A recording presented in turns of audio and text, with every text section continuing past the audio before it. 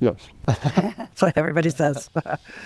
There are a few key details of this story that fill in some gaps that Harold relayed to Pippa before he passed.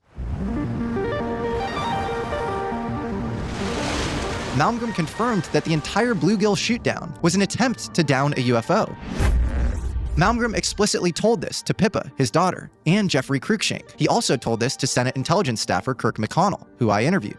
What Malmgren reported that he'd been told directly by Bissell is that we downed a UFO that was closely monitoring that test, and it tumbled into the ocean, and that the Navy picked it up. So the American military knew they could bait UFOs with nukes and destabilize their flight paths with EMPs. See, EMPs disrupt local magnetic fields. It would even locally disrupt the magnetosphere of the Earth. If you're flying at incredible speeds in a UFO, you probably need to use some form of quantum sensing. This would allow you to use the magnetosphere of the Earth in order to navigate. Birds even do this. They use avian cryptochromes to quantum sense the magnetic field of the Earth and navigate home. This form of precision sensing would be necessary in order to navigate a UFO. So when you disrupt the local magnetic field, you could cause a UFO to spin out, lose control, and drop out of the air. Also, UFO propulsion likely requires megavolt range electricity and extremely strong electric field strength over long periods of time, which would require a power source that far surpasses traditional fuel or batteries. I think UFOs have a nuclear propulsion source. If the X-ray-induced shockwave from the bluegill payload would disrupt the plutonium pit of an incoming nuclear warhead, it would also probably disrupt the power source of a UFO. The second missing detail here is that when Harold was holding the UFO pieces Lawrence Geist had given him, they seemed to telepathically communicate with him. He heard words in his head when he felt the pieces. This is a very common trope in UFO world when it comes to people handling material firsthand. Malmgren forgot the exact words, but he felt like they were important, and that the material may have implanted ideas in his subconscious. He also apparently thought that this was a test that Lawrence Geist had given him. He wanted to see if Harold would have this mental reaction to the pieces. Harold apparently passed. Once Harold passed Lawrence Geist's test and realized there was far more to this tag-along UFO phenomenon than met the eye, Malmgren had clearly graduated from his role as the missile cost assessment guy.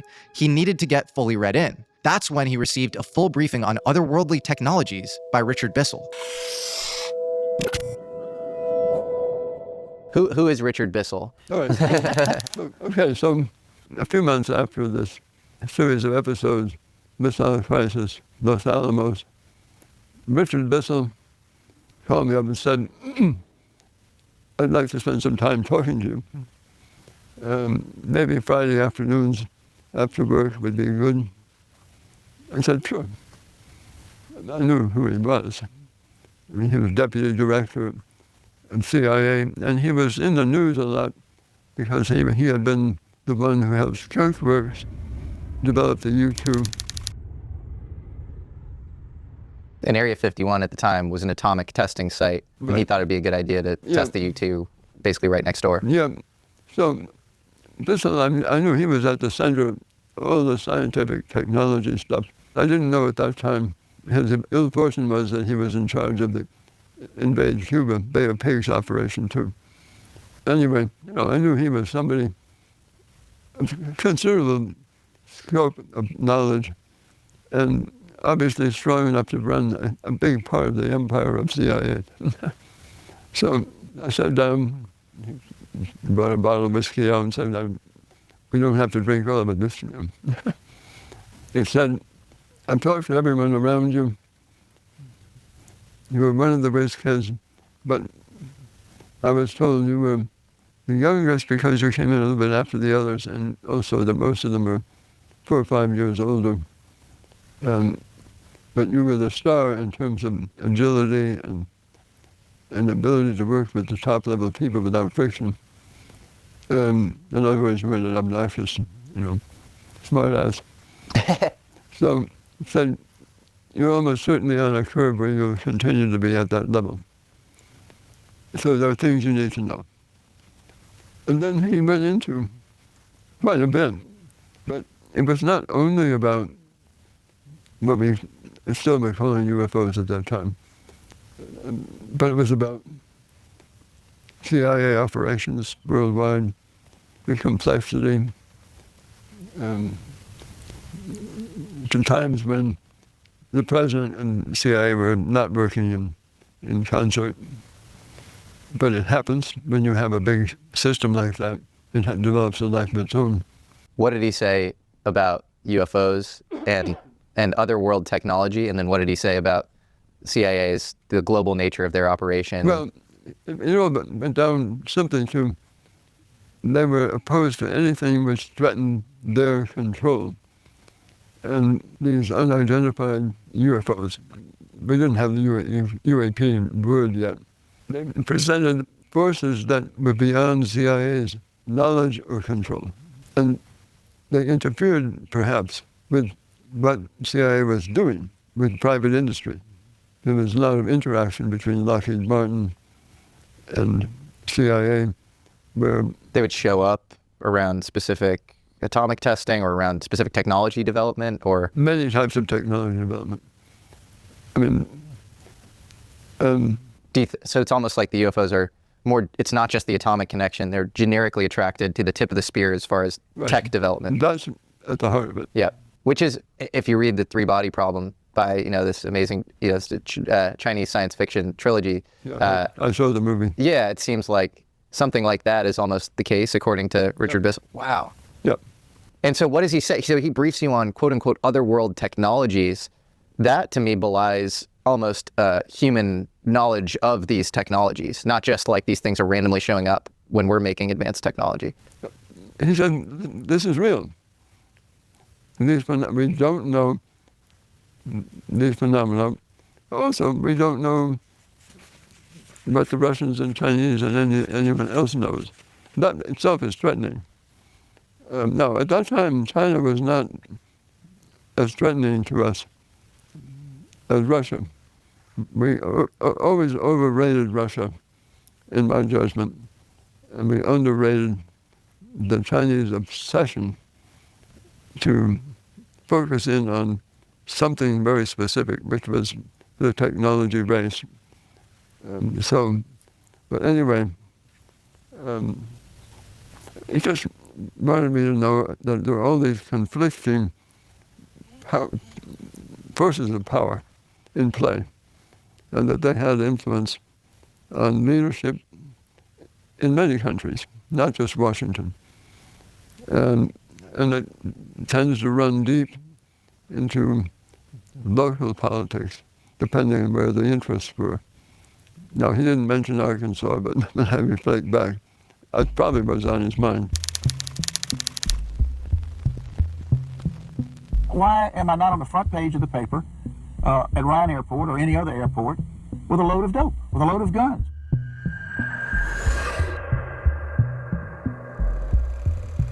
Did Richard Bissell know what was going on all along?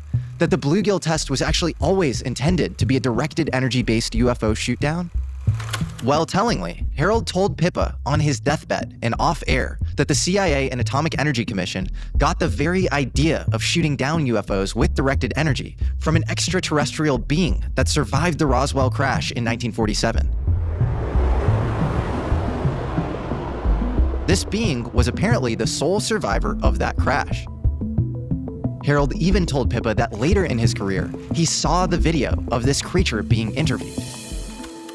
And there's a direct link between the Bluegill Triple Prime tests and Star Wars, or the Strategic Defense Initiative that later took place in the 80s. You see, the Bluegill Triple Prime tests inspired Edward Teller's X-ray-based Excalibur designs, which formed the basis of Reagan's Strategic Defense Initiative, popularly known as Star Wars. Star Wars involved a massive network of directed energy weapons for missile defense. It also involved satellite tracking, an immaculate constellation, if you will, for UFO shootdowns and tracking. This, of course, begs the question, was Star Wars always dual use and intended for shooting down and quarantining UAP? And if these very concepts came from the sole surviving being from the Roswell crash, it begs the very important question, are we involved in some sort of bizarre extraterrestrial proxy war? Ultimately, one can only speculate. But it is important to note that before he briefed Malmgren, Richard Bissell had to have known about all of this. Remember, at the time, he was deputy director of plans for the entire CIA, and he would go on to become deputy director for the entire organization, its number 2. So he was likely well aware of this interview of the surviving being at Roswell. Bissell also founded Area 51 in 1955, and he'd strategically placed it at the Nevada test site, where hundreds of atomic tests were occurring in the early 50s. So he had to have known about the UFO nuclear connection. Bissell likely also understood the secret UFO-related intentions of the bluegill tests all along. But Harold goes deeper. He implies that Bissell knows about this other layer of reality, a form of sort of extraterrestrial exopolitics that needed to be managed by elements of the US government for decades. Do you think Richard Bissell sort of knew that you were sort of an heir to him in sort of a more like spiritual sense or something? I think he was very spiritual, and he was looking for someone who was somehow connected. Connected to what? Whatever was happening with the worldly forces. Have you looked for people like that? Yeah, I'm reading about them all the time.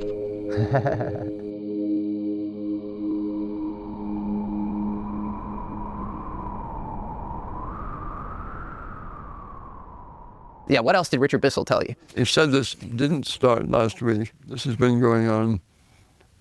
He mentioned 1933 Magenta. He did. Yes. Richard Bissell mentioned the 1933 Magenta crash. Yes. That's amazing.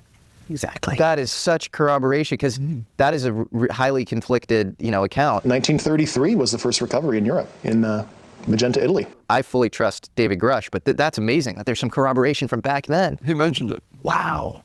Italian government moved it to a secure air base in Italy for the rest of kind of the fascist regime until 1944, 1945. And, the Pope Pius XII back-channeled that. So the Vatican was involved? Yeah, and told the Americans what the Italians had, and we ended up scooping it. So he said this. Yeah, he said this did not begin, and you need to know the background. How did it end up that Truman transferred that object from Italy? The steps getting there was arranged by Alan Dulles. But that went back to what Pippa mentioned. And he said the steps that Alan Dulles helped with the crash retrieval. And remember, Alan Dulles so John Foster Dulles and Alan Dulles are twins. Yeah. And John Foster Dulles is running the OSS, the precursor to U.S. intelligence, out of Switzerland. And then I said, Dad, why was he running it out of Switzerland? Like, how the heck does that happen?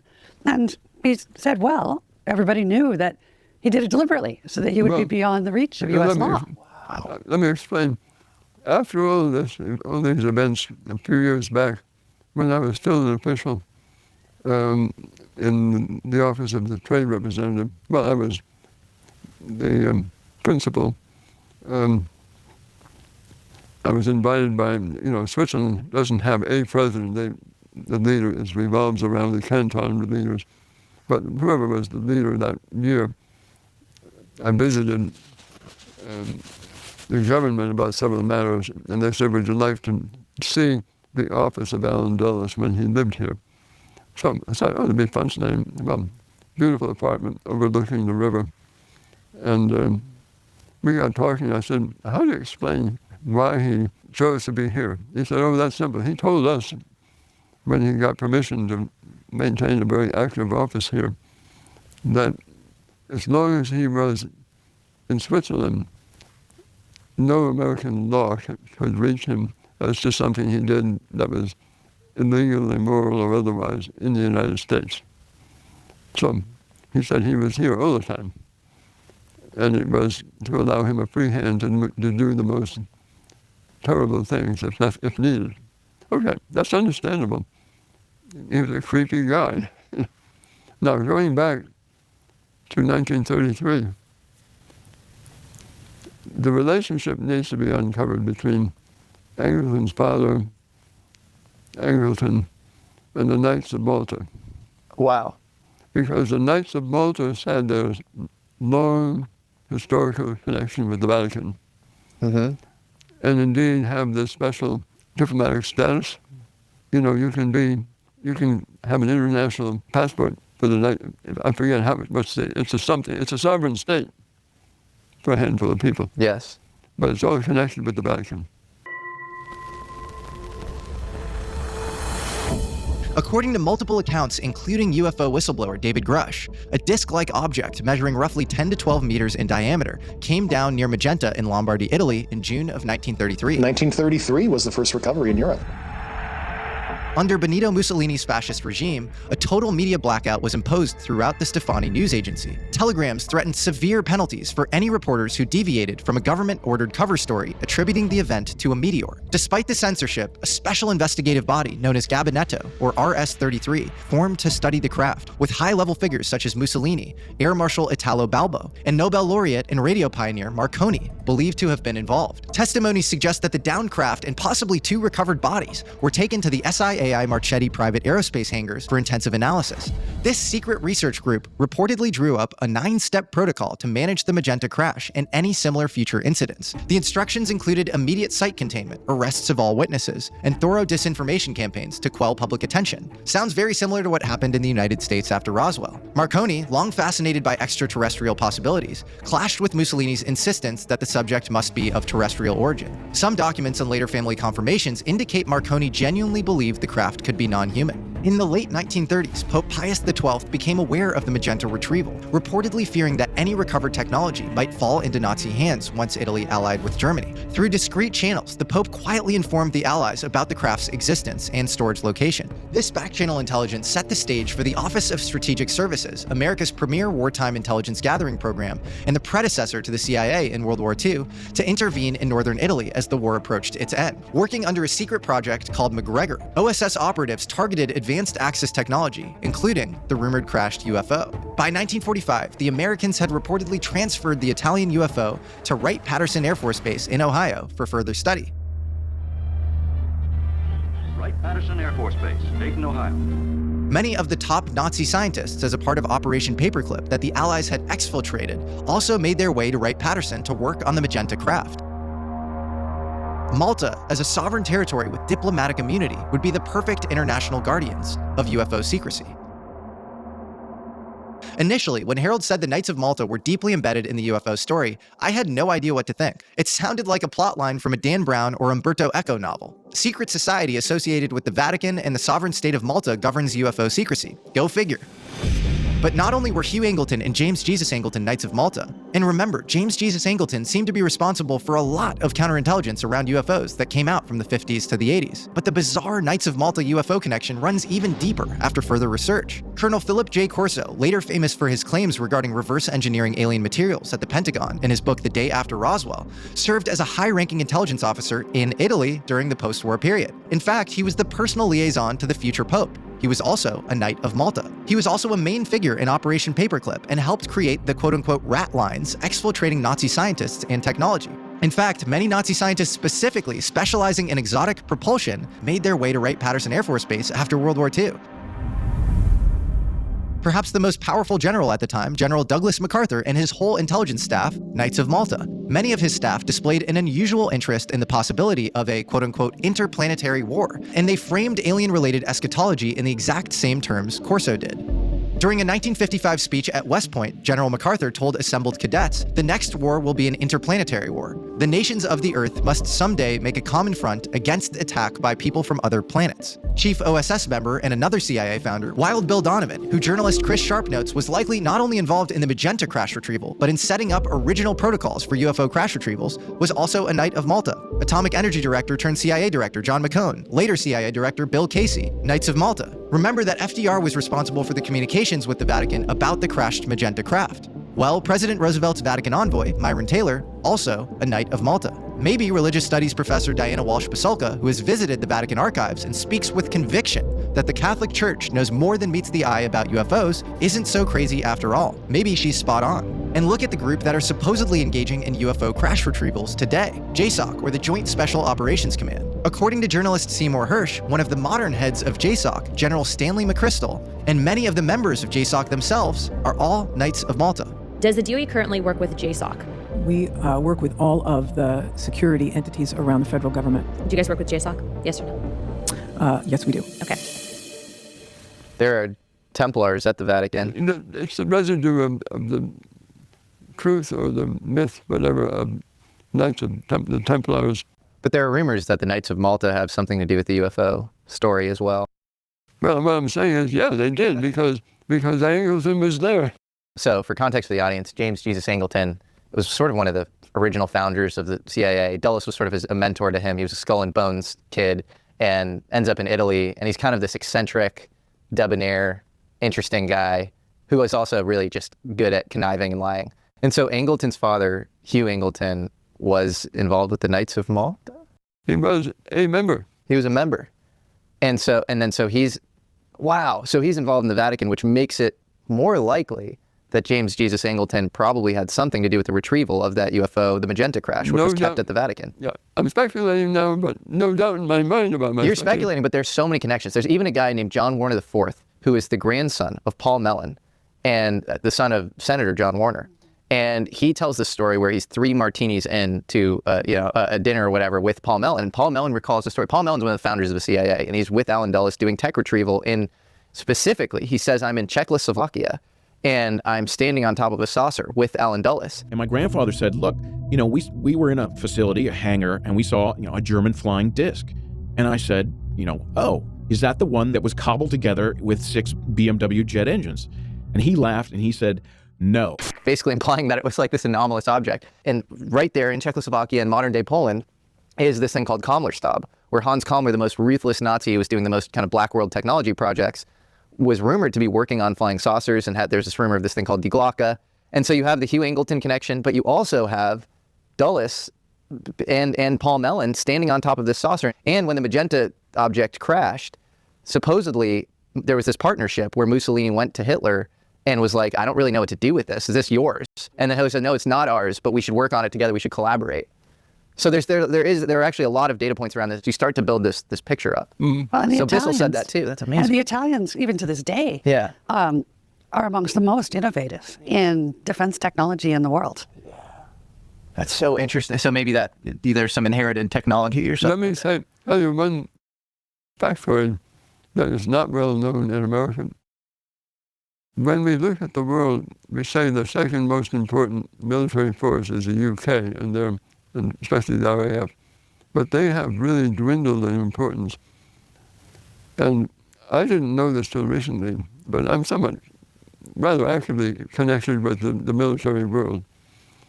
I have a book coming out with essays on geosecurity of the last 25 years that's coming out soon. Amazing. And anyway, no UAPs in that book. But one of the people introducing the book was the chief of the Italian Air Force. And I said, that's a little bit odd.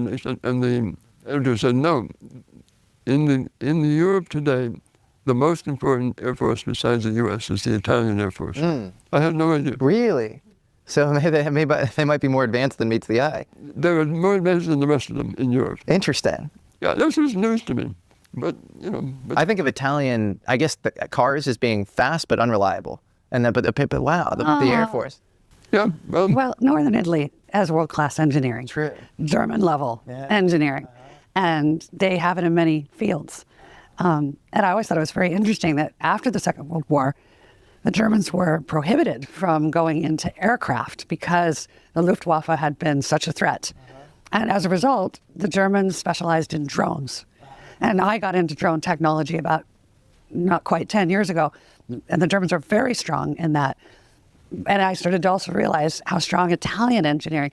But I think this episode in history is, it's not as well understood as it could be. And I just wonder, was this part of what drove the decision to create what we now call the Axis? That because the Italians assumed that this super high-tech thing must be German, and that began their dialogue. And as they aligned, that became the Axis. Wow. And then again, back to George C. Marshall and the team that is basically cleaning up after the end of World War II, and their recognition that many people have knowledge of very advanced technologies. They must be brought to the United States. And that Operation Paperclip, period. And again, who's already there? It's all these cast of characters. And where have they been based? Italy. That's amazing. It's so fascinating. Again, there's no proof in that, but there's an interesting line of inquiry. But there's so much corroboration. Now we have Richard Bissell to add to the Dulles Paul Mellon story, to add to David Grush's recent testimony. So we are building up this, important corroborative narrative. I'm just